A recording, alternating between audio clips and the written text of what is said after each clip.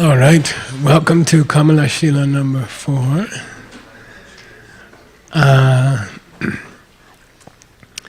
Before we start, I'd like to just thank some people.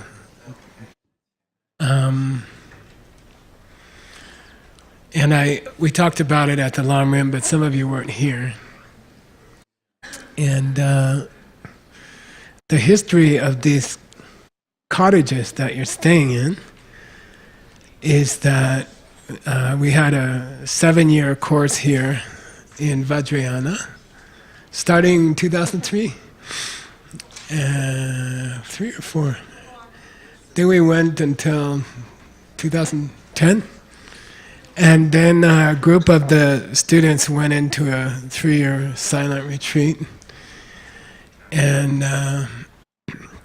they built their own cabins with their own money.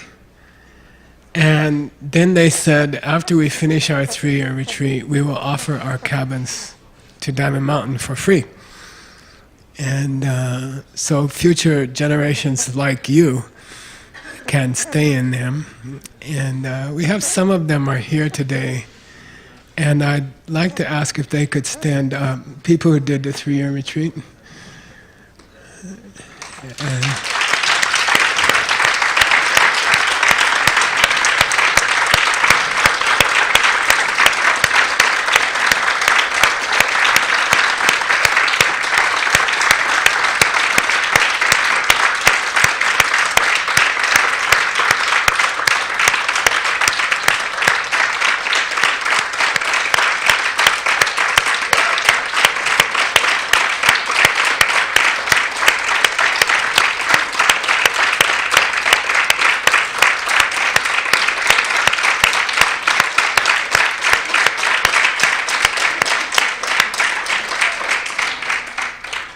some of them built 2 houses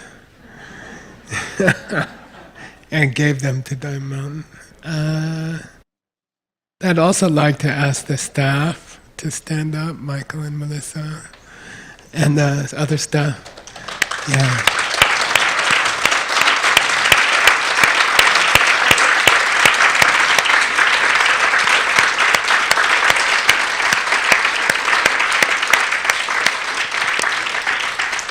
And thank you for Diamond Mountain.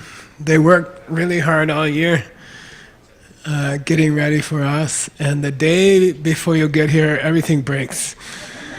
And then they spend the whole retreat fixing things. So thank you for that. And I hope you learn to love this place like we do, and I hope you will think about, of course come in the spring and the fall for these Lam Rim retreats. We have about, we probably have another 20 to go. And then, but also please consider this your home in America. And anytime you want to come and do a retreat, 3 days, 3 years, or something between, then please come and just do your own retreat, okay? And it's hard to find such a beautiful place and such a quiet place. We chose the quietest place in the United States. You can't even get cell phone service there in the valley, and it was hard to find a place like that. So, although we just put in internet, because we thought if there's an emergency, you should be able to call one of the staff. But I'm sure you won't use the internet for anything else. Okay, you spend a lot of money and a lot of time to get here, and if you use the internet, you're a little bit crazy. Okay, so I ask you, keep silence, except during class if I ask for questions. And then keep silence during this retreat, and you will have a better retreat. You will have a good retreat. Okay. In recent years, since those guys did their long retreat, we've improved the place a lot. We bought more land. Now the land is I think it's the largest retreat center in the United States, and maybe one of the largest in the world. And we were able to build this student center, which fits, I think, 200, 150? 185 legally, for dinner. And we're about to put in $1 million worth of roads, starting in the next few months. And a lot of that is possible due to one person, a very kind person who's been helping us. And I'd like to thank Dr. Mengfeng Wu.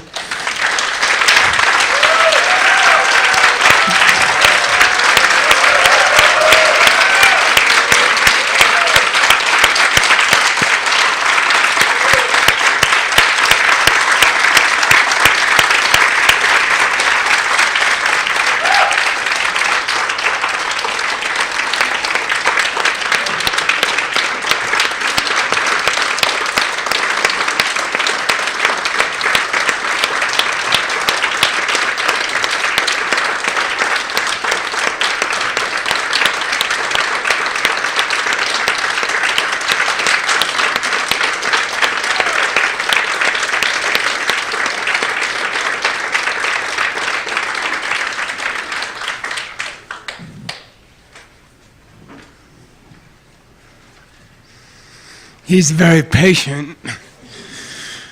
Every time I see him, I squeeze him. He's very...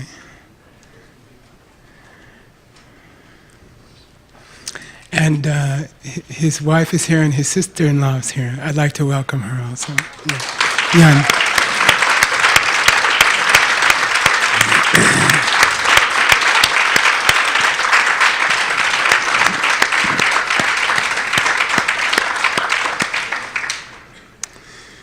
All right, so by the way, we're handing out the Diamond Cutter Sutra. It's finished. It's in 4 languages. A lot of work. I started this 20 years ago. And we just finished it, I think, yesterday.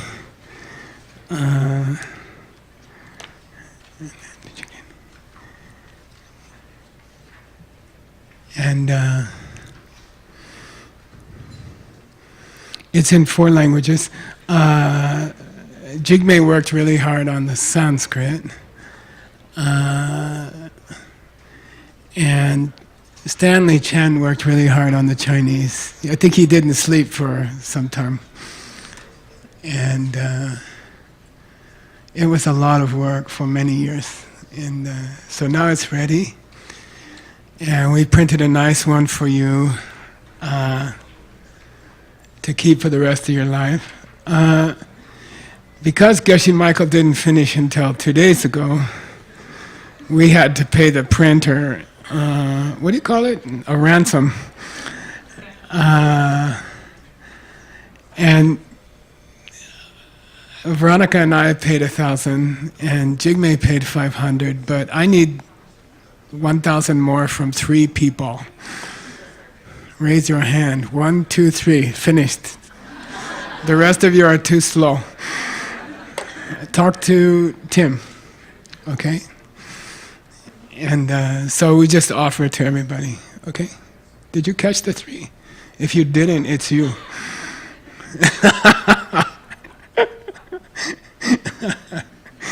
Okay. And this has all the 4 Kamalashila classes in it, all the meditations. If you missed one of the 4 courses, then you can catch up with one of the people who did do it. And I encourage you to teach it to each other, the ones you missed. And you should try to catch up, okay? And we've been doing Kamalashila for 2 years now. And we're going to finish this week. And I think it's the first time in 1,000 years anyone has taught Kamalashila.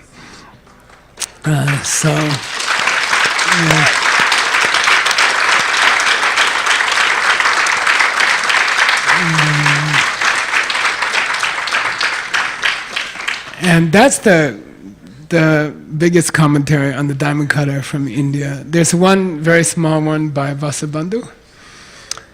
And Kamalashila incorporates most of Vasubandhu. So if you know Kamalashila, you know the tradition from India. Okay? There's one great commentary in Tibet by Choni Lama. ACI Course 6 has a lot of it. And we're working, by the end of January, we will finish that commentary in English. But with the translation programs that we have around the world. And those are also funded by Mr. Wu largely, and I'd like to thank him again.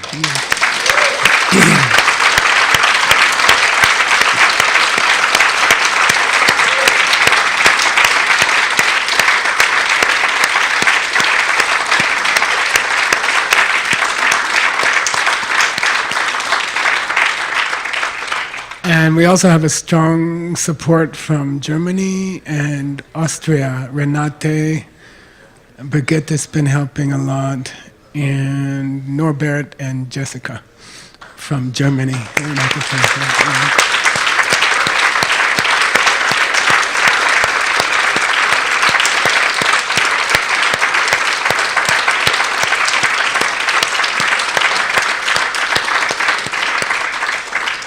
And the Vietnam group, which is very large, there are 1,500 students studying there, and they are supporting the translators also. So I'd like to thank them.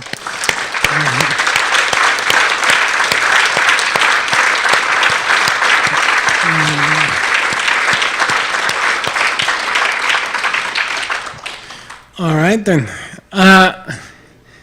So because you need to meditate starting tomorrow morning, we're going to start with a meditation tonight. And then we're going to start at the end of the Diamond Cutter Sutra, which is the most famous part of the Diamond Cutter Sutra, which is the mantra at the end of the sutra. And it's the main meditations for you guys this week.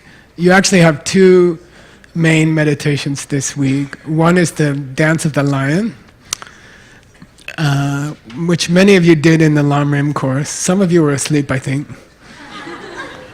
I like it because you have jet lag and I don't. So this is the only place in the world. Say Singha, Vijambhita. Singha, Vijambhita. Okay. That's the name of the meditation we're going to focus on, and during this week, okay? Those of you who came to Lam Rim, you did it with me, you know it well. Singha means lion, like Singapore. Pur means city. Singha means lion, Singapore. City of the lions. They are lion fundraisers. Anyway, and Vijambhita means, okay, that's the only translation. It means, you know, what's that American movie company? The lion comes first and goes, yeah. Then it means the lion is roaring at your negative emotions, okay? And your obstacles to Buddhahood. So, in American English, it would be a bad word, and I can't say it because Veronica's here. And you'd have a special sign with your hand. And it literally means that. It means when doubts come to you, when trouble comes to you, when you don't understand the Jinkan Jing, Diamond Cutter Sutra, then you go at those negative thoughts. And the name of the meditation is that. Vijambhita means In Russian, you say grom, yeah? Grom? Grom, thunder. It comes from the same root, German. Okay, so it means like. So that meditation was taught by Lord Buddha. I found it 5 times in the ancient books from India. He taught it 5 times that I can find. He taught it in the 100,000 verses of Boro Bolamido, Prajnaparamita. And he taught it in the 20,000 verses and the 18,000 verses. And he taught it in 2 other sutras. So we're going to do that. Maitreya also taught it. And it's in the Abhisalamaya Alankara. Just the name, it says,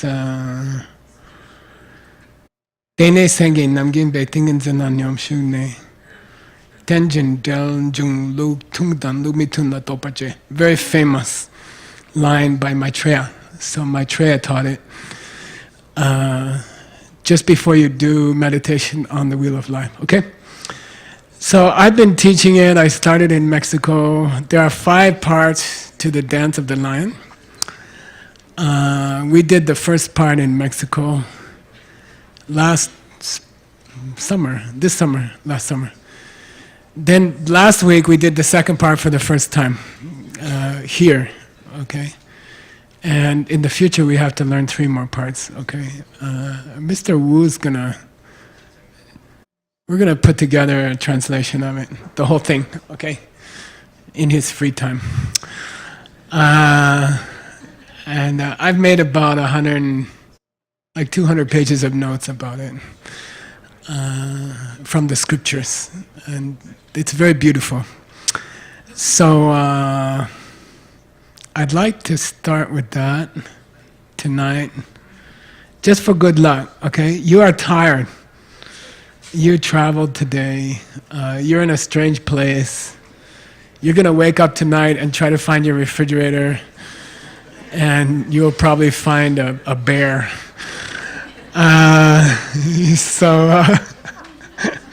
I won't do too much. Let's just do it for good luck, okay? Tonight, we'll do a little bit. There are 8 stages of that meditation to climb up to the meditation. So it's like taking an elevator 8 floors up. You go past 8 floors, you just use it to climb.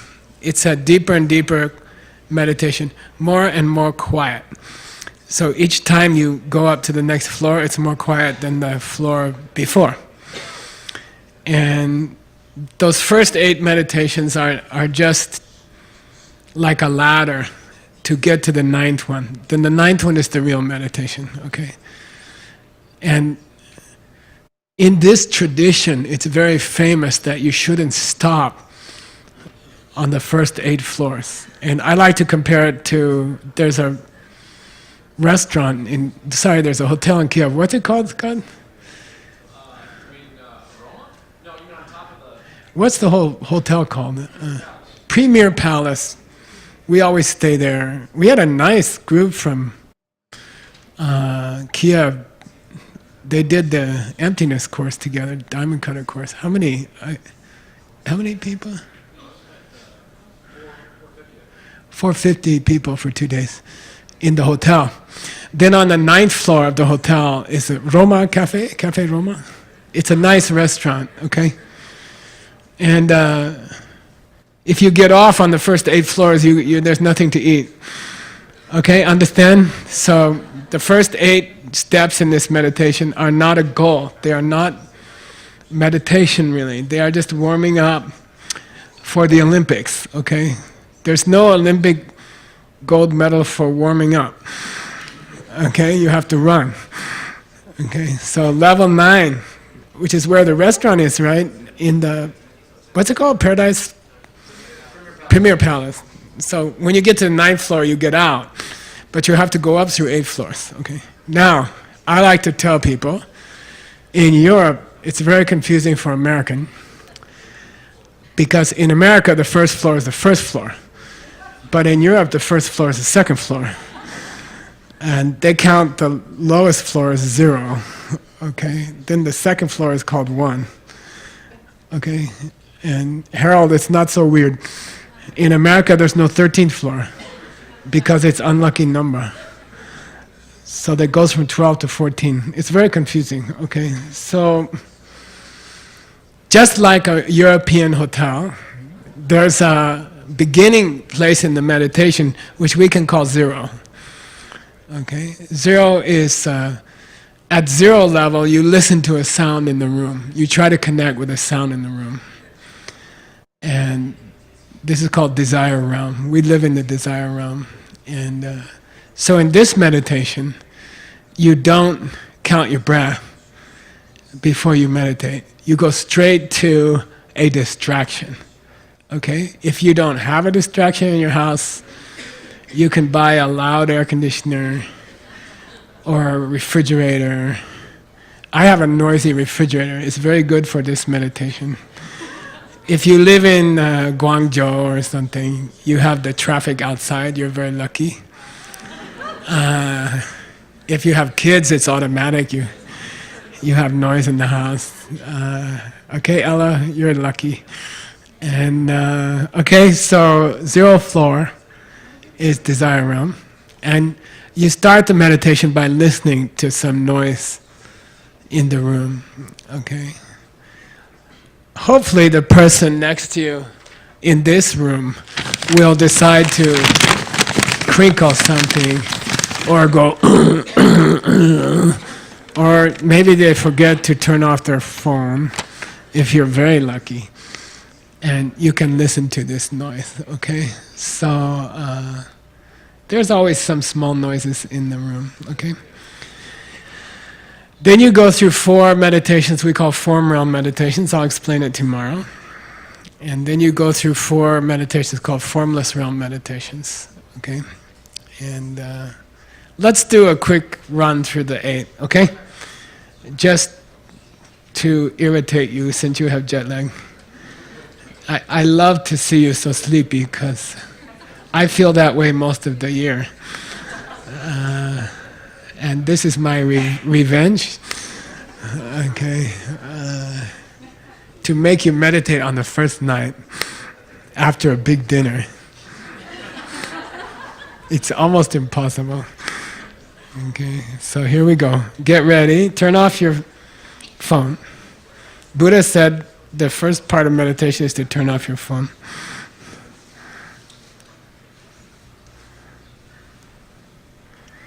The Mexico group will charge you $50 if your phone goes off. It's expensive.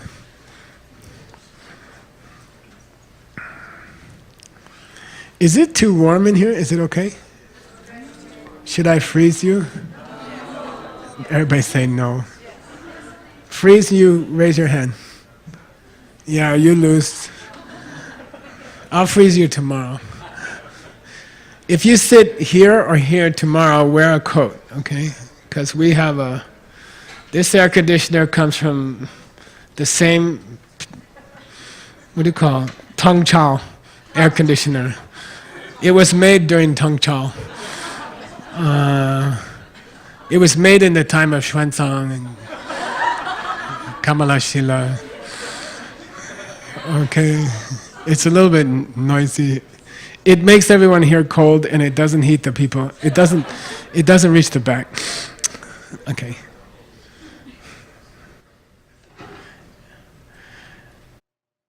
Okay, just a quick trip through the first 8 floors. We don't get off of the elevator till tomorrow.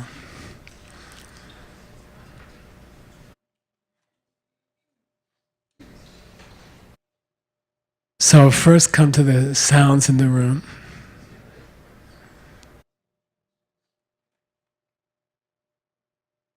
There is an air conditioner sound.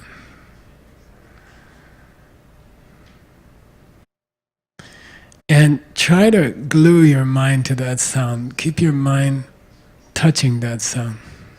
And we'll stay here for 10 breaths, 15 breaths. Just listen to the sound of the air conditioner. Try not to think about other things.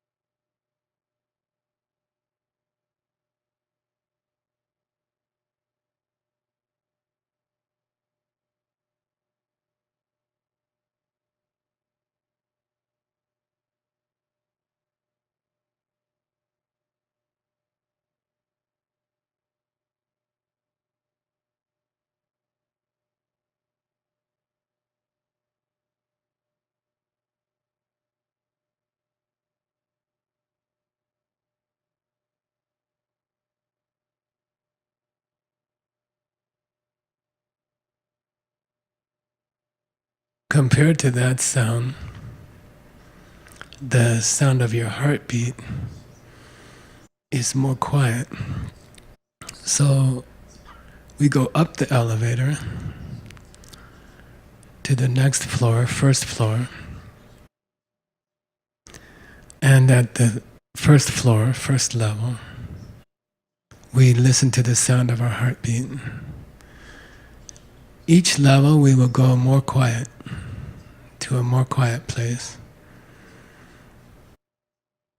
And then on the ninth floor we will go deep into the teachings on emptiness, which is the goal. But here at the first floor, we just listen to our heart. When you're alone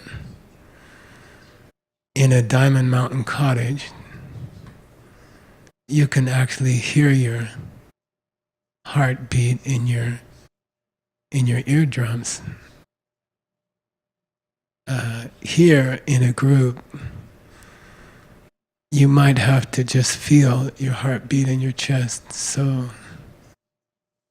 for me, it's like I feel like I'm in my head and I'm looking down at my heart and I can feel my heart beating. So let's first go to the air conditioner sound and then purposely take the elevator up, quieter place, which is the sound of your heartbeat or the feel of your heartbeat in your chest as you look down at your chest in your mind.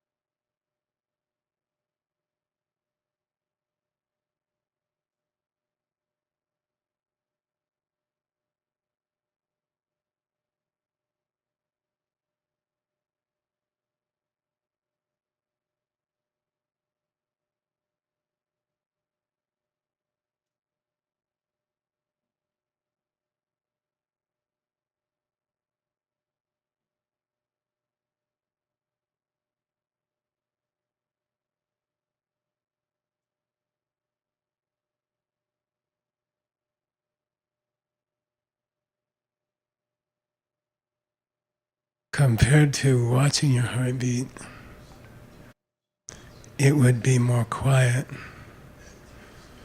to go inside your heart and sit inside your heart like a little room or little chamber and feel the heart beating around you. Maybe you're even part of the heartbeat. So now go to the second level, second floor in the elevator, and it's more quiet. And the heart is beating around you, and almost you are beating.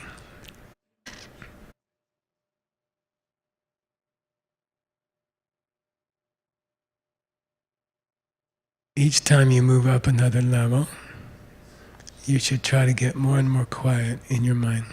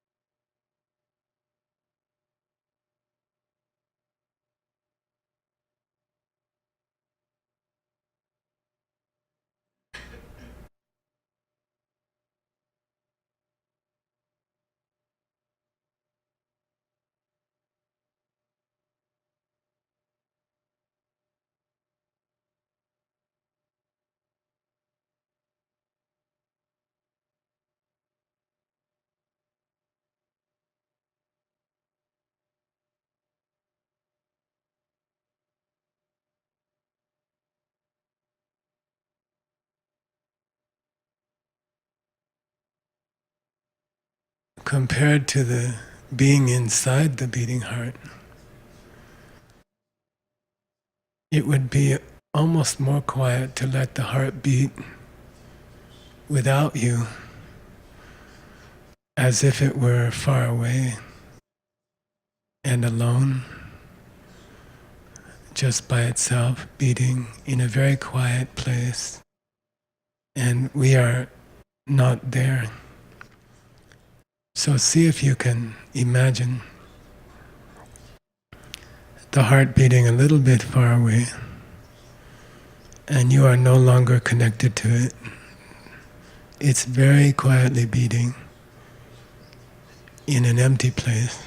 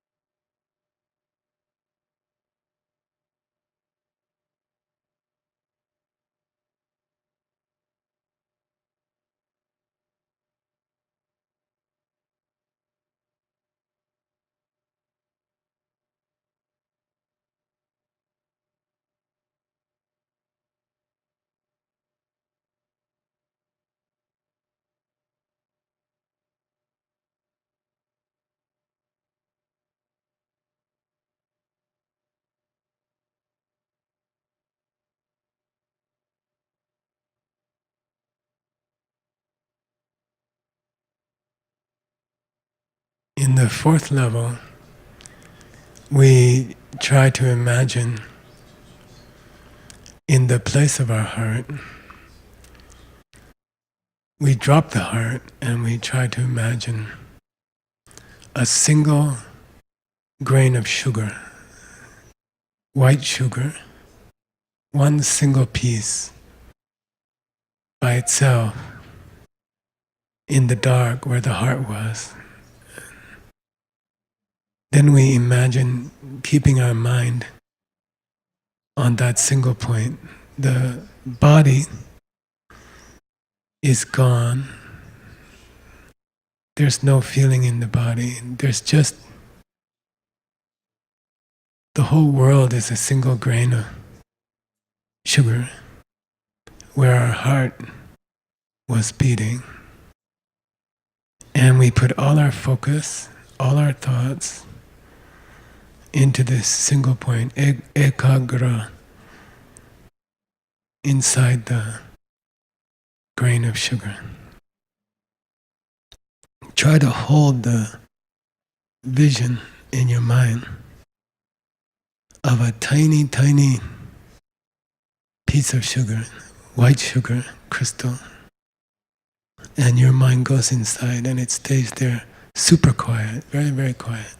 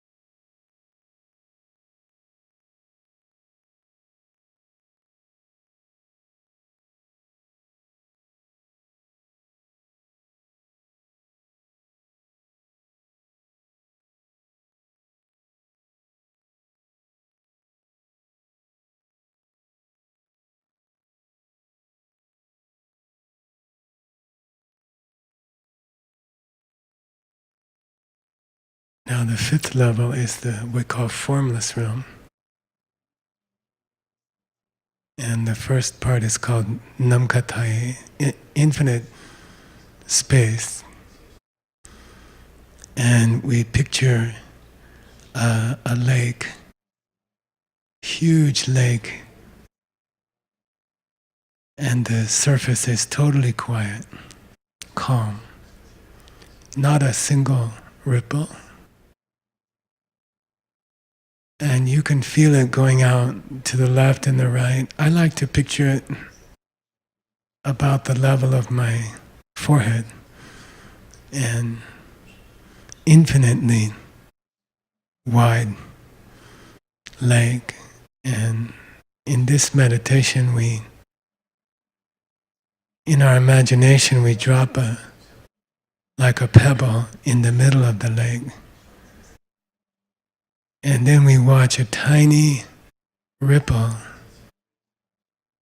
moving out on a horizontal plane to the left and to the right from the center of our mind. And that tiny ripple is completely silent.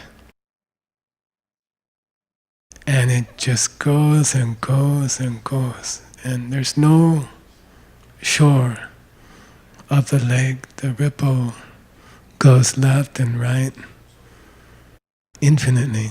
And so don't be lazy. Focus. Keep the ripple moving away from you in your mind, to the left and to the right. Infinite, moving, silent ripple.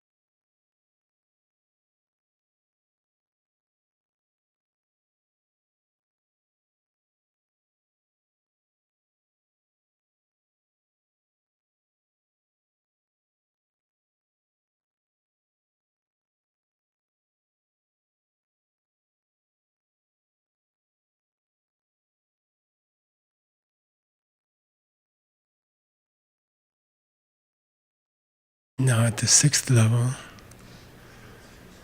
come back to the center of your mind. Imagine you're in the exact center of your mind. And a small light is there. It's not turned on yet. And when I say go, then turn on a tiny light at the center of your mind. And silently, light goes out in all directions like a expanding ball of light. Make it clear light, like crystal. This is not the meaning of clear light in the Buddhism. That has a different meaning of emptiness. But this clear light is like crystal moving out in all directions from the center of your mind. And I like to imagine it keeps going past the atmosphere of this planet. Then it envelops the moon and the sun. And this is the light of my awareness, expanding out way beyond the stars.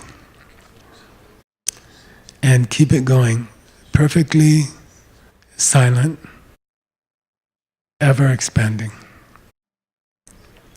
Okay, turn on the light.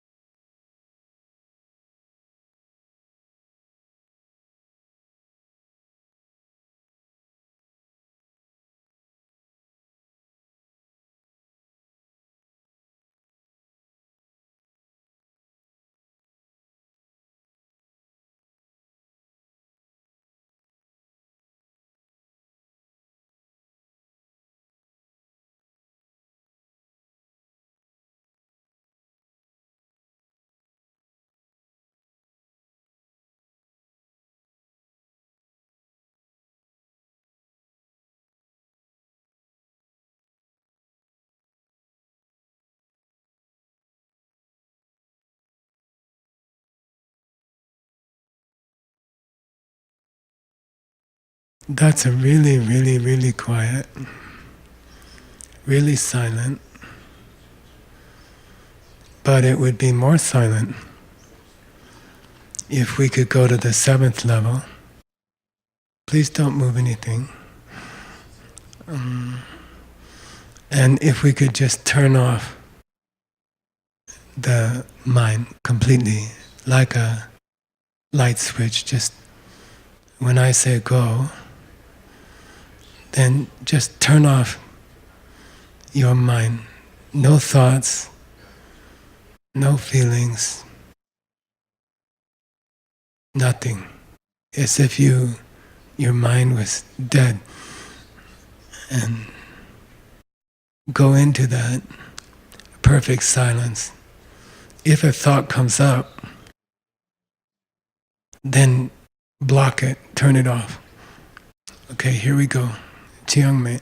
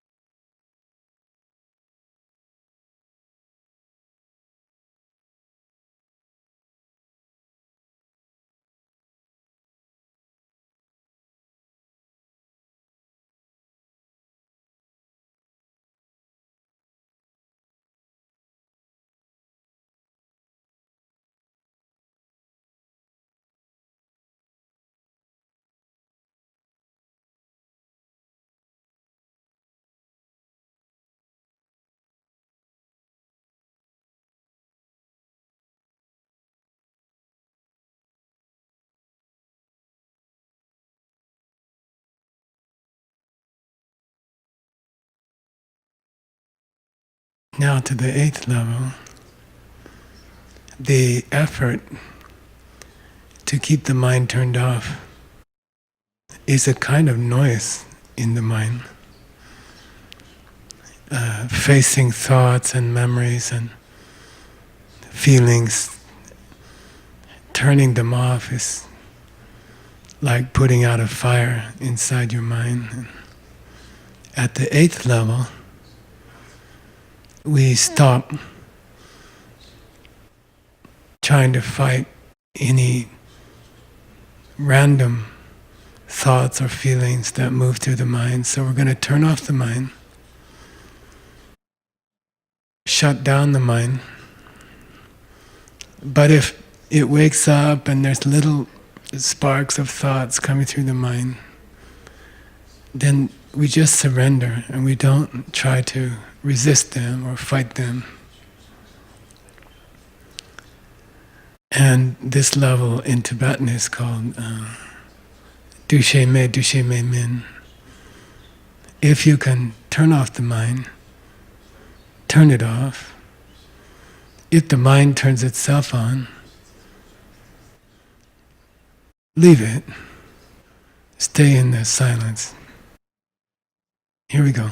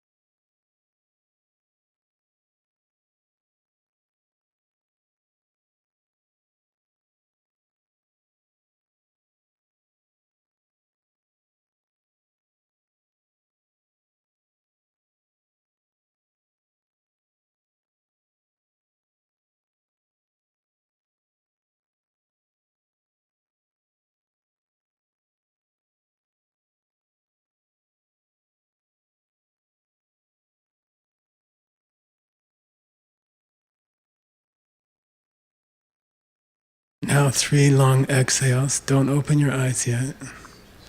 just track 3 long exhales.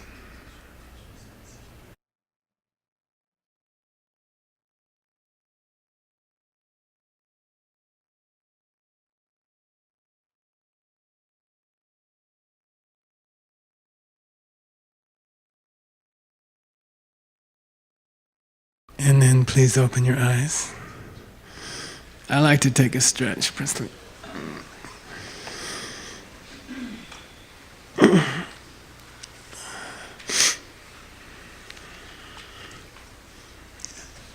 You guys have a microphone? Ready? Any questions about that? That's just the very beginning.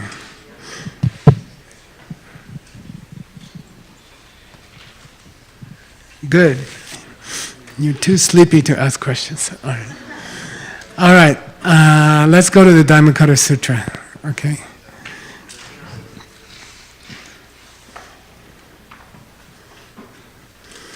Then we're studying commentary by Kamalashila.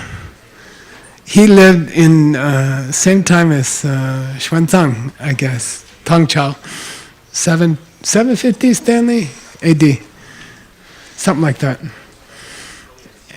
And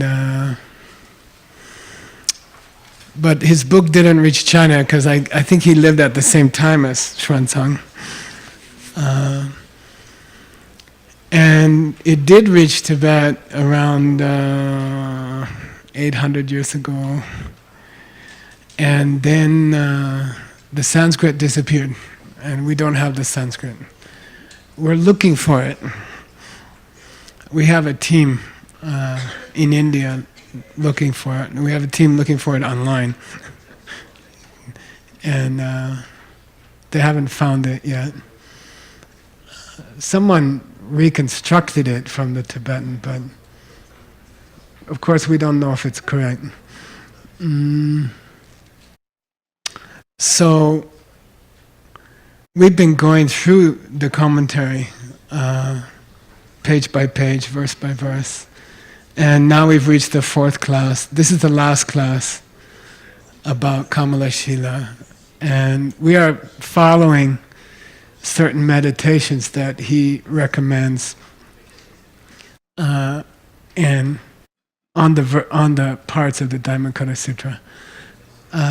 Because the ending is so important, there's a poem at the end, and because it's the most important part of the Diamond Cutter Sutra, I thought we should do it first, and we'll start tonight. I think we can finish it in 2 or 3 classes. And because you can meditate about it, okay? It's tomorrow and the next day and the next day. And I'll give you some meditations you can do based on Kamalashila, okay? So I'm going to teach you those verses, this verse, and I had a suggestion that everybody could memorize the Sanskrit. It's not hard. We sang it yesterday, day before. You can sing it in about 1 second. Okay.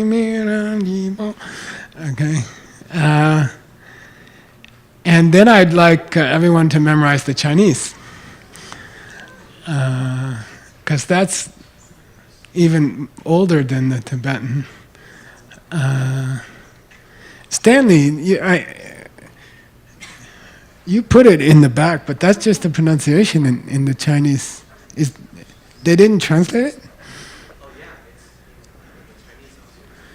But this is just pronunciation of the Sanskrit. No? Wait, what? Yeah. No, I want the Chinese pinyin. Can you prepare it for tomorrow? Then I'd like everyone to memorize this. So don't memorize this last page. That's just the sound in Chinese. So, but the Sanskrit is here on the last page, okay? You can memorize that. You have to finish by tomorrow night. I'm going to check. It's easy, come on. Jetsun Kappa memorized 30 pages a day. This is 4 lines. Okay? Okay? and then Chinese. English, of course. And the student who memorized the Tibetan get extra point. Okay, but by the end of the week, I want to hear those three from everybody: Sanskrit, Chinese, and English. Tibetan, you can get extra credit. I will give you a big yellow hat. Okay? So let's start. I like to study the Sanskrit. To me, it's very beautiful. In Buddhism, we say that all Buddhas speak Sanskrit. Everywhere, every world, okay? So I'm going to pronounce it correctly, and you can repeat after me, okay? Taraka, Timirang, Deepo, Maya, Avashyaya, Buddham. Okay, we've been mispronouncing that, everybody. Okay, say Buddham. Okay. Swapnam. Cha. Vidyud. Abhrang. Cha. Evam. Drashtavya. Sanskritam. Okay, cool. And I'm going to teach it to you very slow and very nice, and we're going to use like 5 commentaries. Okay? By the end of this week, you will be sick of this. But you will know it better than anybody in the world. Okay? And this is the essence of the Diamond Cutter Sutra. Okay? So I thought I would start with... each time, there are 9 parts here. 9 famous examples of emptiness and impermanence, okay? And I'll teach you the Sanskrit, and then I'll give it the meaning from many commentaries, okay? We'll start with Vasubandhu, which is 1700 years ago, who wrote the Abhidharma Kosha. And then we'll go to Kamalashila, 1300 years ago. And then sometimes we'll do Aryadeva from 1800 years ago. And then Choni Lama from about 400 years ago. And then 3 other important Tibetan commentators. One is named Jangyan Shepa, one is named Tendar Saramba, and one is named Konjo Tembe Dume. And I'll introduce them to you, okay? I like cognate. Cognate means Sanskrit is the mother of Latin and Greek. And they are the mother of all Western languages, European languages, and they are the mother of English. So almost every Sanskrit word has a corresponding English word. And I think it will help you to remember the Sanskrit if I teach you the English. Cognate means related English word, okay? And I like cognates. If you understand Sanskrit well, it's a generational grammar. You can predict how Sanskrit evolves. It evolved logically, and it means you can take a newspaper, and you can see the Sanskrit there on every word. If you know Sanskrit well, you can work backwards. You can translate it into Sanskrit in your mind in a few minutes. Some New York Times. It's cool. Okay, so let's start with Taraka. I made these simple for you, okay? There are long A, short A's, long I, long A. We're not going to do that. I'll just say Taraka, okay? Taraka means star, okay, in the sky. The Tibetan word is karma, so don't be confused. Karma, of course, in Sanskrit means seeds. But karma in Tibetan has no relation to karma in Sanskrit. Karma in Tibetan means star, okay? And tara means to cross over. And the angel who helps you cross over samsara is called Tara, okay? So the word of Tara, the name Tara, the Buddhist lady Buddha, Tara, her name means crossover. And the English word transportation or transit, trans means to cross over, okay? So ka means doer, taraka means crosser over, okay? Traveler, it means traveler. And in ancient times, the stars were called travelers because they travel on the same circle all night. Okay, they travel. In Tibetan, it's called gyukar. Gyukar means the travel on the track all night. Okay, so taraka means traveler. Cross, the one who crosses. Okay.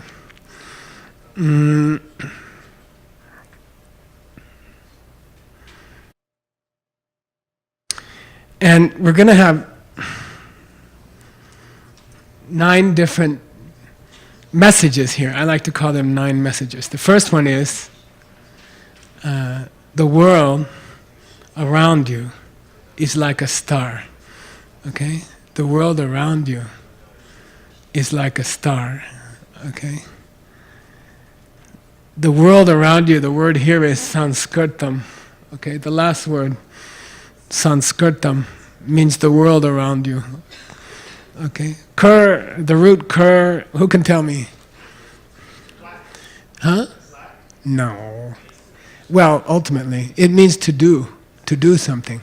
Karma comes from that, okay? K-I-R, that root in Sanskrit means to do something. In English, cognate? Come on. Create. I'll kiss you, but where are you? Who was that? Yeah, you already have a boyfriend. Create. Cereal comes from that, which is why it's spelled with a C, because it grows. Crops. And crescent comes from that.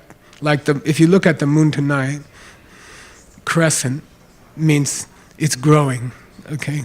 So kur means to grow. Sun means to gather.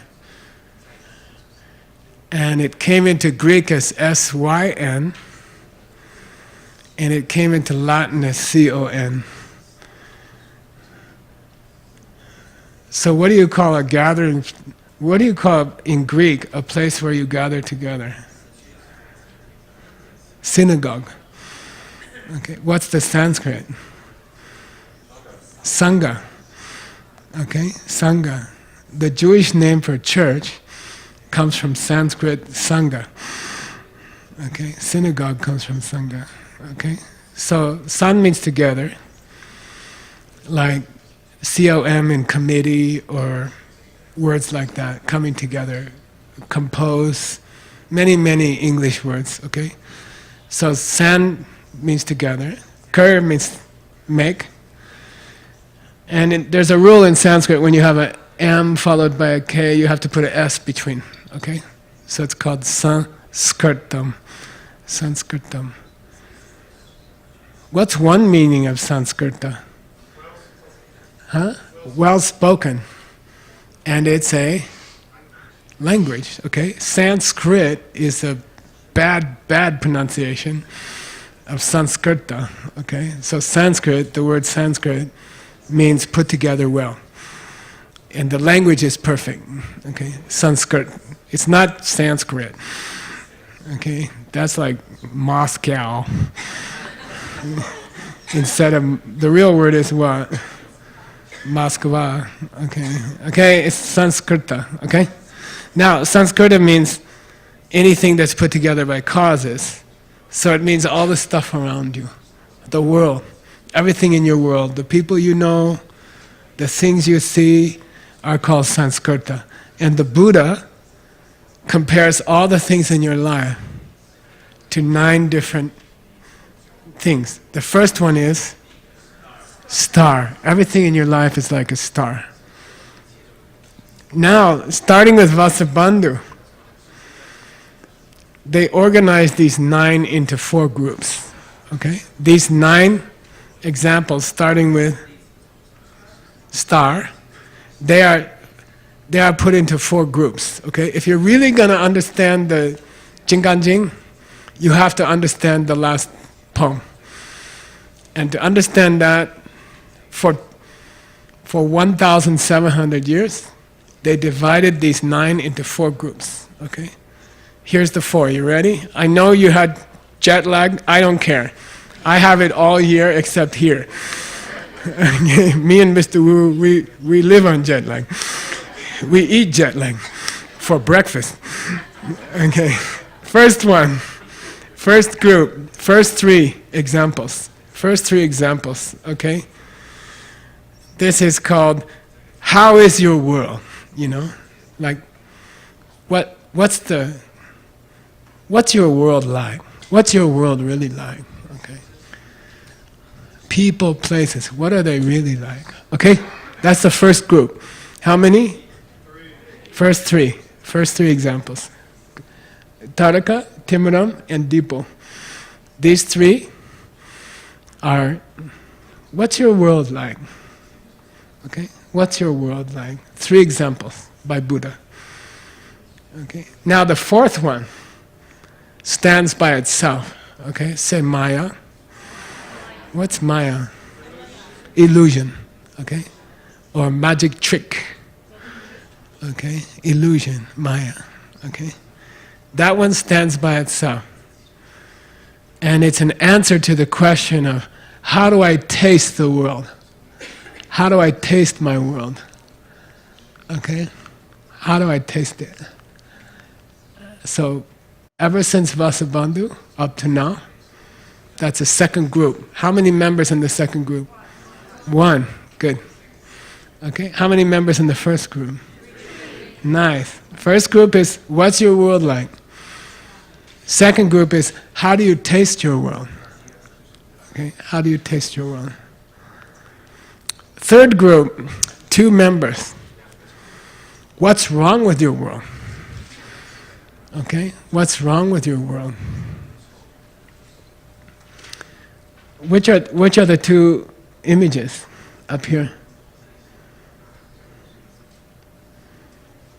Avashaya. Avashaya. Okay? Now in Sanskrit, when an A meets an A, they join. So when you sing it, you say Mayavashaya, Mayavashaya. But really it's 2 separate words, Maya, Avashaya.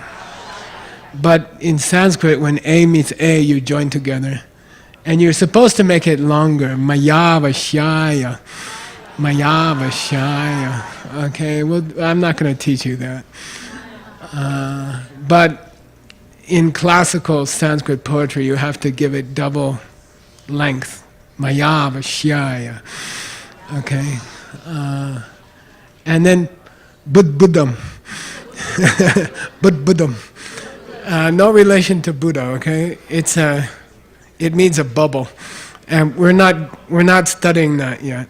Okay, those 2, Avashyaya and Buddha, these 2 tell you what? Yeah, what's wrong with your world? What's wrong with your world? Okay. How many we have left? We have 3, 1, and 2. Good. 3 left, okay? Which is Swapnam, Vidyut, and Abram, okay? These last 3, okay, they are reason why you should escape from this world. A reason why you should escape from this world. Okay? Wheel of life.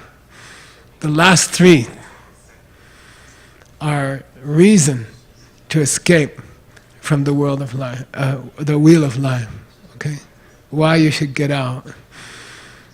Okay, it's kind of related to the third group. Third group is problems, right? Fourth group means why you should be tired of this life.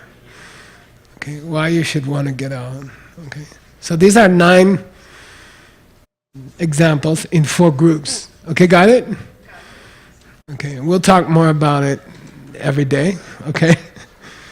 But now we're going to go to the first group. How many members? What's it about?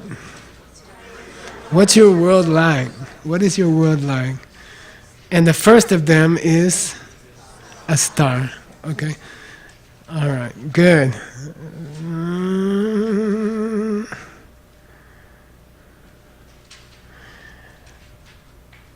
Okay, so I have a plan. Each of the 9, I'm going to tell you how many different things you can think about during your meditation. Okay? So each of the 9, I will say inside here there's 5 things to think about. Or inside here there's 6 things to think about. And then you're going to meditate on them, okay? So your job, starting tonight, we still have half an hour, I'm sorry, you jet lag guys. I'm sending you to bed early, okay? Geshe Michael, when he go to Shenzhen or Berlin, he has to stay up till midnight the first night. Singapore, they give me 3 interviews with TV after the talk. Okay, so each of the 9 messages has many different parts, okay? And those are going to be your meditation guide. So you have 2 meditations this week. You're going to practice. This is a good way to wake you up. Okay? Sound like a lion? No. Okay, you're going to practice Singha Vinjambita, okay? Lion's dance. And then you're going to do the Jinganjing, Diamond Cutter Sutra meditations, okay? And just this verse will take you the whole week, okay? Just this verse will take you the whole week, okay? Trust me. You can throw out this already. Okay. Tim's like, we paid for that.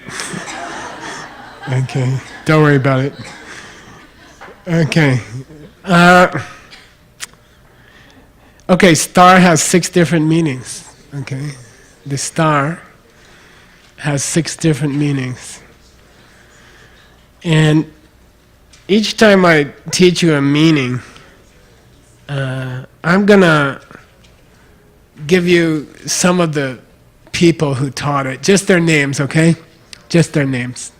These are your family, these are your great-grandparents, these are your Lama grandparents, okay? You should know them, okay?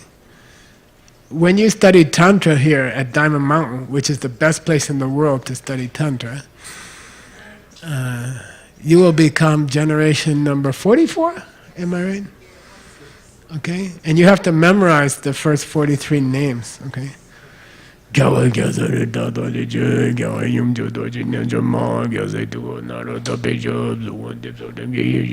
that, okay? Then when we get to Ella, we'll go Ella, Shenzhen, Shenzhen. No, your students have to. Okay? So it's good if you know the names of your parents, right? Lineage. Okay. So here's the position of first one. How many? 6. Okay, 6 different meanings of star. 6 different meanings of star. You won't get this explanation anywhere in the world, so enjoy, okay? Then teach it to people. Learn it and teach it to people, okay? So this is the position of Vasubandhu and Kamalashila and Chone Lama, okay? Those 3 big lamas. And Jamyang Shepe Dorje, okay? Jamyang Shepe Dorje. I'll tell you about him, okay? Born 1648. Died 1721. Monk's name, Ngamang Tsundru. Listen to the recording, okay? He was the abbot of, one of the abbots of Deepening Monastery, okay? Gomang College. 32nd abbot. Okay. And he's cool because after he finished his Geshe degree, he went back home to East Tibet, and he made a monastery called Labrang Tashikil. Okay, Labrang Tashikil, Labrang Monastery, very famous. It's one of the great Gelugpa monasteries in East Tibet, and he also went to Gyume Tantra College. There are 2 Tantra colleges in Tibet, Gyuta and Gyume. Which one are you? You are Gyume. Okay, we are Gyume lineage. My Lama was vice abbot of Gyume. Okay, so he finished Gyume Tantra College, and he was Ertnin Nomahan, which means the Mongol king gave him a special title. Okay, Ertnin Nomahan. Okay. Big Lama, very, very cool, extremely cool Lama. His stuff is unbelievable. Okay, now here's their position, all those guys. Ready? Here's what they say the star means. Star can only shine at night. Okay. And what's a second husband mean? Somebody explain second husband to me. Huh? Okay, on Wednesday, you yell at your kids.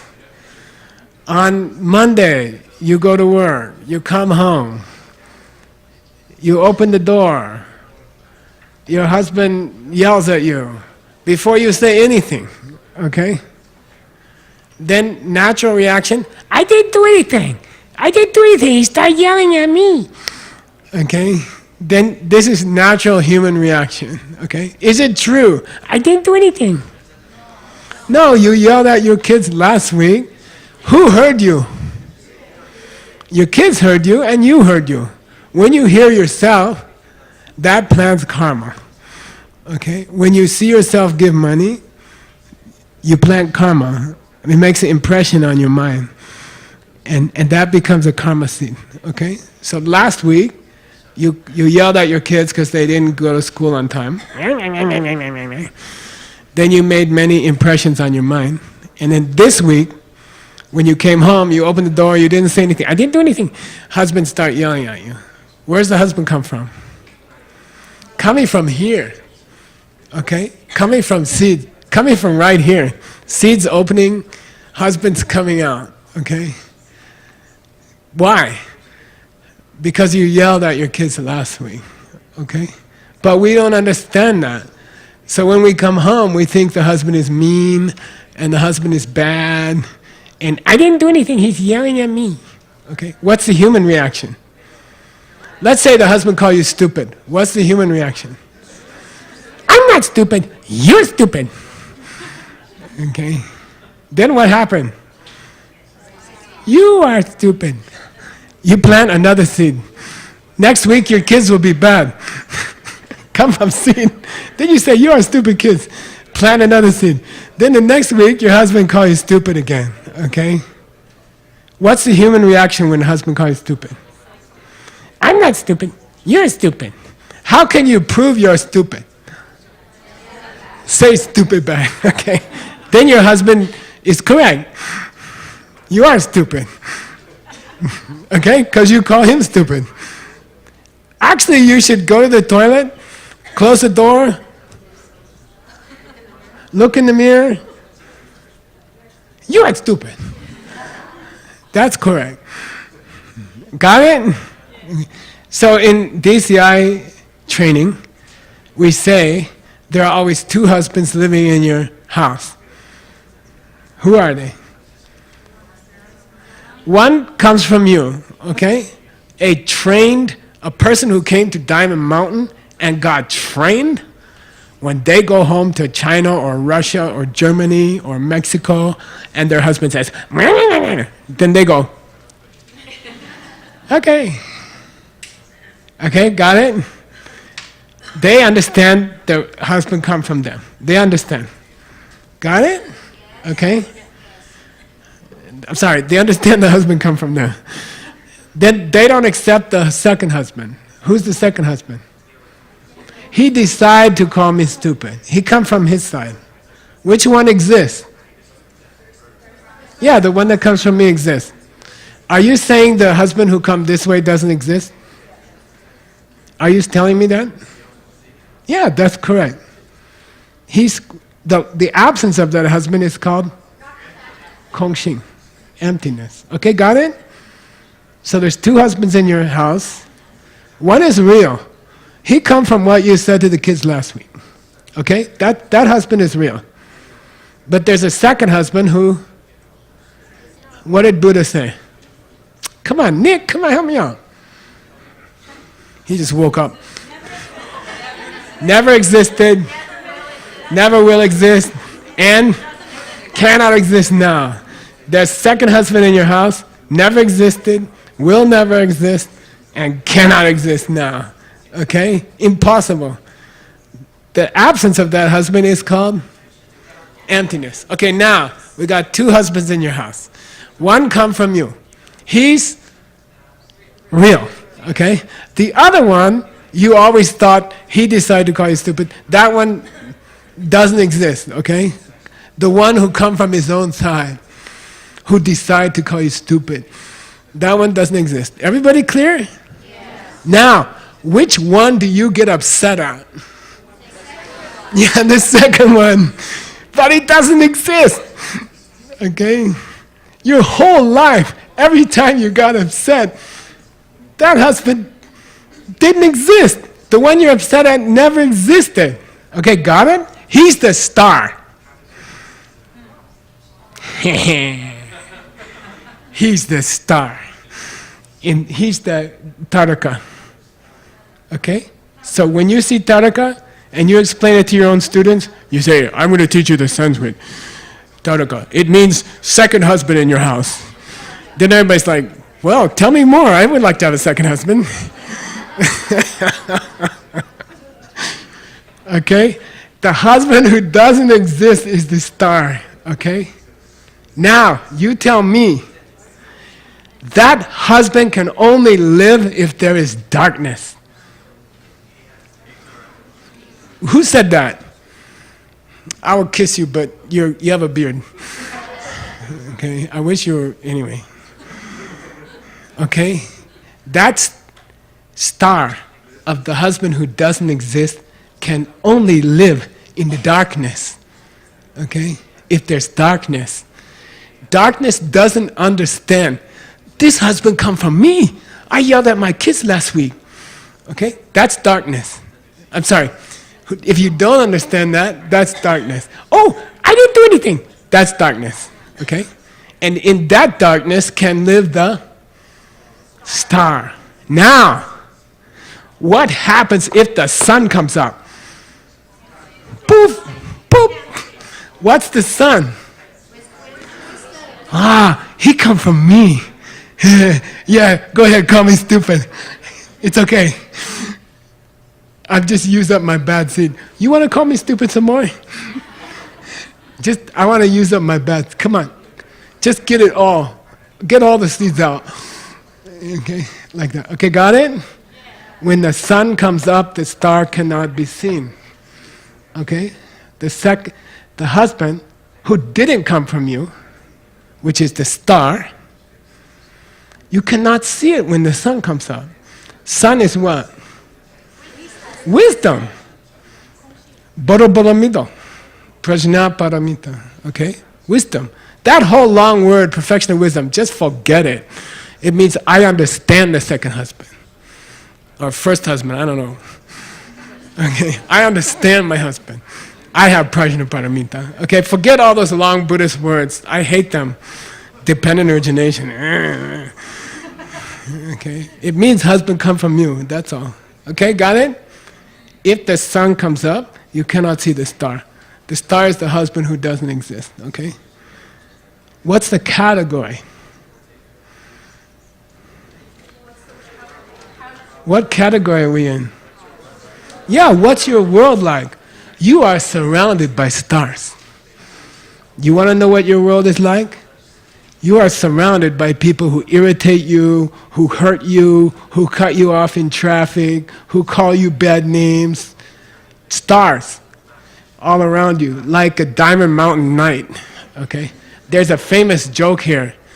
The lady came from Shanghai. First night, she's like, wow, look at these stars, you know? Then she asked Michael Dunn, will they be here tomorrow? Yeah, they're here every night, okay? Okay. But you are surrounded by stars. What's it mean? Every time you have a bad experience, you blame it on the other person. Okay? You live in the stars. You live surrounded by stars. Okay? Turn on the sun. Okay? Next time someone upsets you, oh, somebody said something bad about Geshe Michael on the internet. Dang. Stupid person. You know? Then I just plant another one. Okay? Got it? Geshe Michael, just learn what you're teaching. Okay, I'm trying. Okay? You're surrounded by stars. Use the sun. Turn the sun. Aha, I know you coming from me. I'm going to shut up. Then you will disappear. Okay? Got it? Beautiful, huh? That's the first of the 6 meanings. Ready? Okay, first one. This might take a few years. We have time for more? Yeah, we have some time. Okay.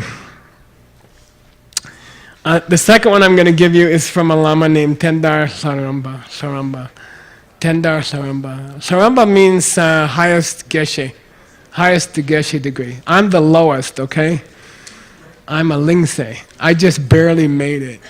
Then they said, you want to go for more? I said, no, I'm done. Saramba takes another 10 years. I'm like, I got things to do. Okay, I'm a Geshe, that's enough. Okay, 1759, 1831. Monk's name, Ngawang Tendar. Nickname, Alaksha Tendar. Alaksha means like buoy, okay? Probably a little bigger. Like Wilcox or something. Yeah. Okay. Anyway, I'm not going to make jokes about buoy. He was Mongolian. He studied at Daebung Gomang Monastery. And one of his lamas was the great Longdol Lama. He's a very famous historian and writer, and Kachen Yeshi Gyaltsen. And he was such a good debater that they just called him, like calling him Geshe Michael or something. They just call him Haramba. It means like big Geshe. They called him Big Geshe his whole life. Okay.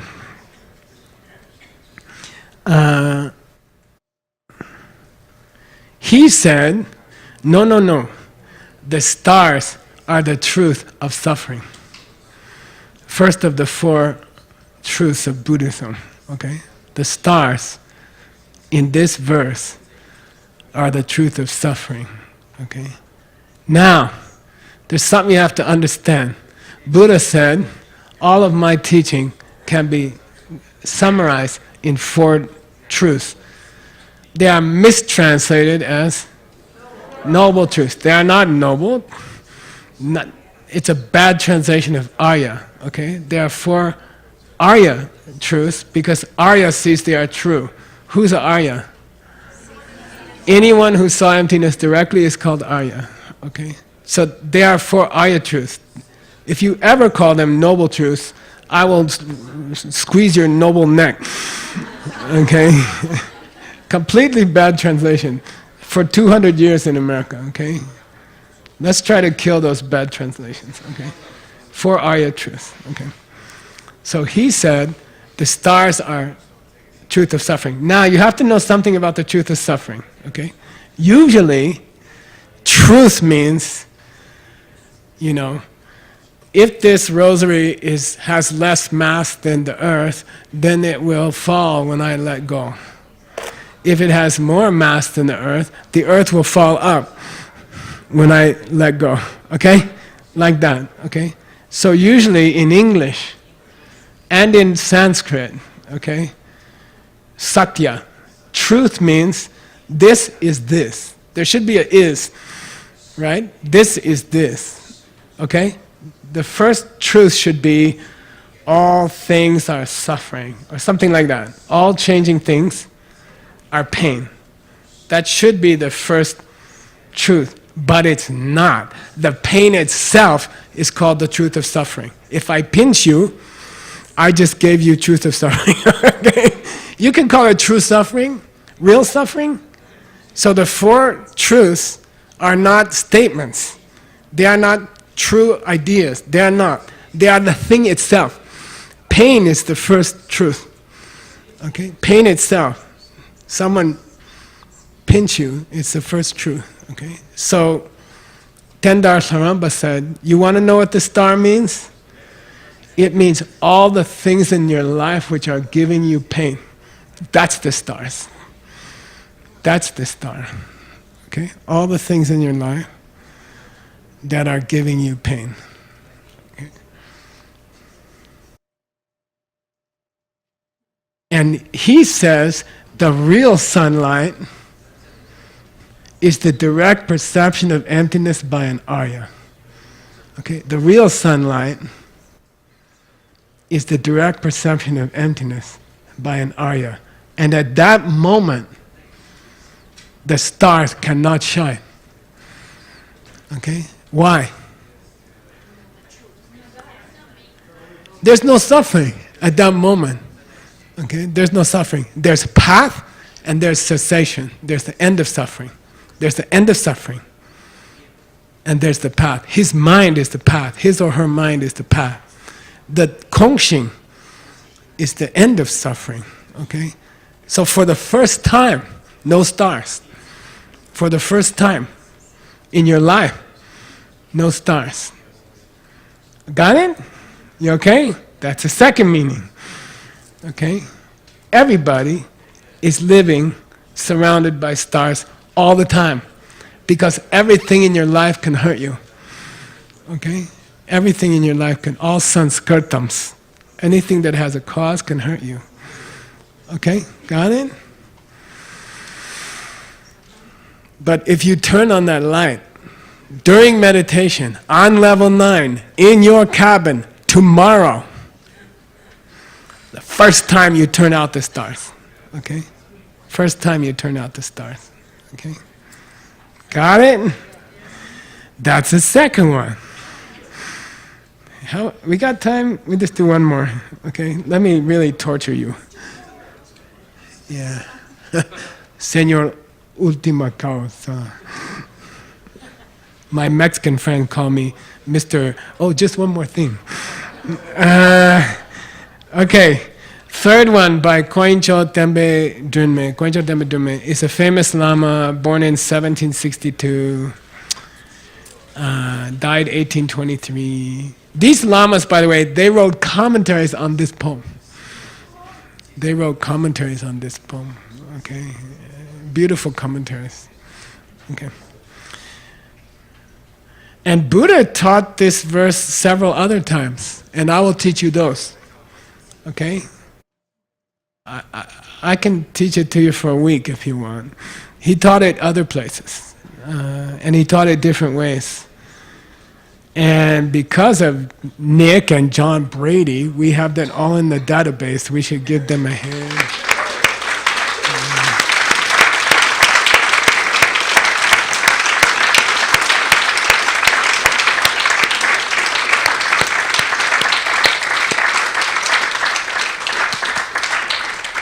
So for dessert, at the end, I'll teach you a little bit about how Buddha taught it in other places, okay?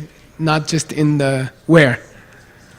Garden of Prince, Jeta. You forget Kamalashila 1 when I teach Kamalashila 2, I know. Okay. Kwanchatabe Dume, born in Labrang. Sorry, he was the 21st abbot of Labrang. Who founded Labrang? Jamya Shepa, we already heard about him. Okay. By the way, I checked how close to Xi'an, not far from Xi'an. That monastery is about 300 miles, 350 miles, like my house to here,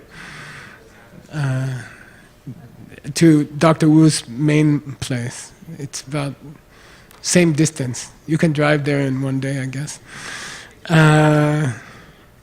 So that monastery founded in 1709. Now it's in Gansu province. It's about 400 miles west of Xi'an, which is Shanxi province. He also studied at Drebung Gomang. And he wrote a commentary to two famous prayers. One is this, Taraka Timaram Dipo, okay? And he wrote a commentary, the same commentary is a commentary on Sampajashi Yungwaja, Sanketana Jubaja, Dambakim Langchin Chida Deni Shumbaja. Wheel of Life, the verse at the bottom. He wrote a commentary on both of them, okay, at the same time. Why? Because monks and nuns are supposed to say these two verses every 2 weeks when they confess. And we're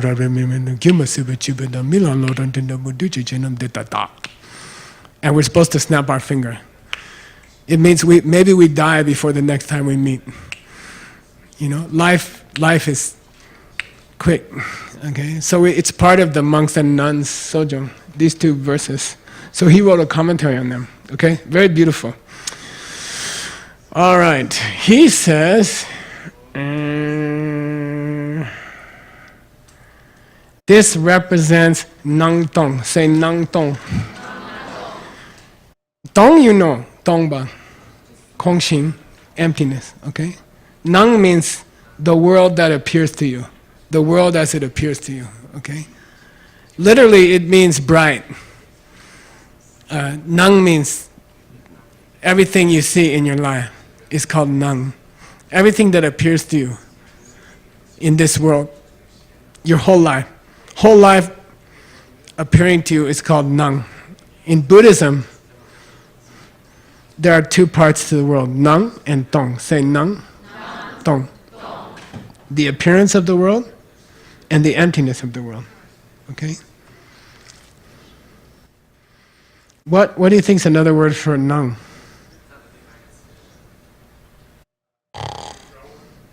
Huh?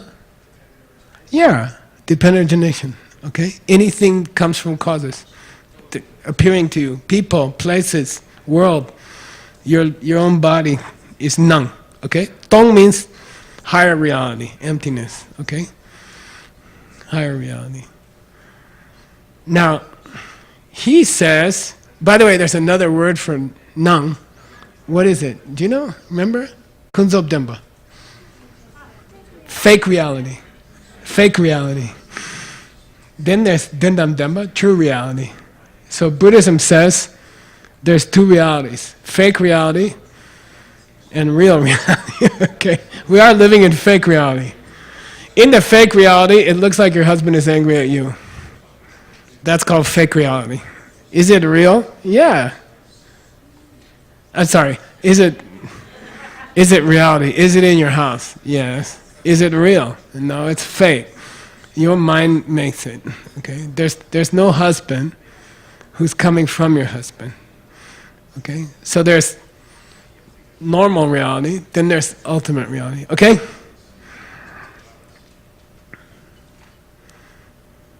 You can't have fake reality unless you have real reality. Okay? This is fake butter.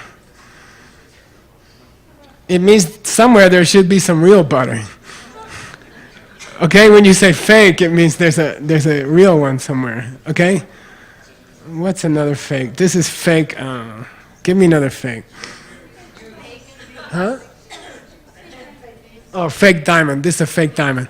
It means she was in the diamond business. Then it means there should be a real diamond somewhere. Okay?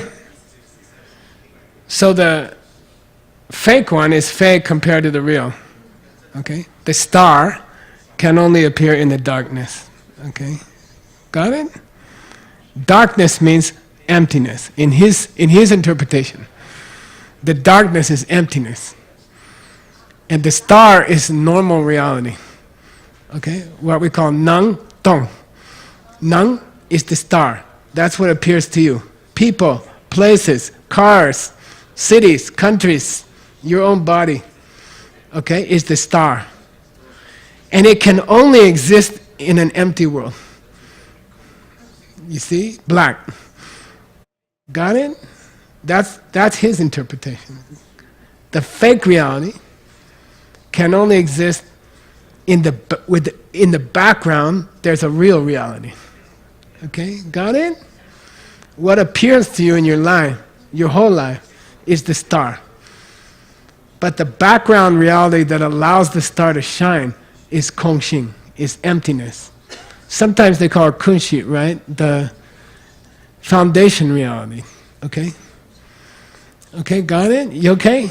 You guys okay? Kat got it. She's like on a diamond cutter drug tonight. She's like, whoa. Whoa.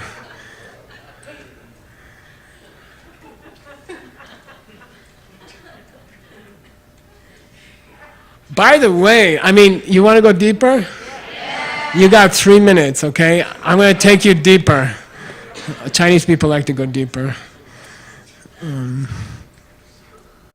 Who would say that if you cancel the fake part of changing things, you get reality?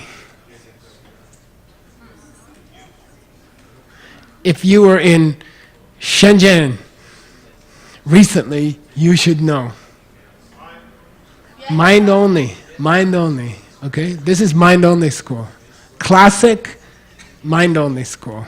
Okay? Classic mind only school. Take all the changing things in the world, subtract the fake part, and you get kongxing. And these are the 3 parts of the mind only school. These are the 3 characteristics of the mind only school. That's what Buddha taught during the which turning of the wheel? 3rd turning of the wheel. Okay. People said, in the 2nd turning of the wheel, you said everything's empty. Is that crazy? He said, yeah, I was just kidding. Okay, got it? So this position is very close to mind only school. What? The star is all the normal stuff in the world. Okay? And it's fake. Cancel the fake, you got emptiness. Okay? The darkness. So for him, the darkness is a good thing. Okay? In the last 2 guys, the darkness was a bad thing. Ignorance. Yeah. Got it? Cool? Yeah. Okay. That's the 3rd guy. All right. Let's stop there. We got 3 more just in the first of the 9. Okay? Got it? We are discussing the way things are around us. We didn't get to the way we taste it. We didn't get to the problems of it. And we didn't get to how you should escape it. Okay? And we still have a few hundred pages of commentary to look at. But I don't think we will finish this poem. Okay? By the way, I'm ready to teach you the few hundred pages of commentary, but well, let's see how much we can get to. Okay?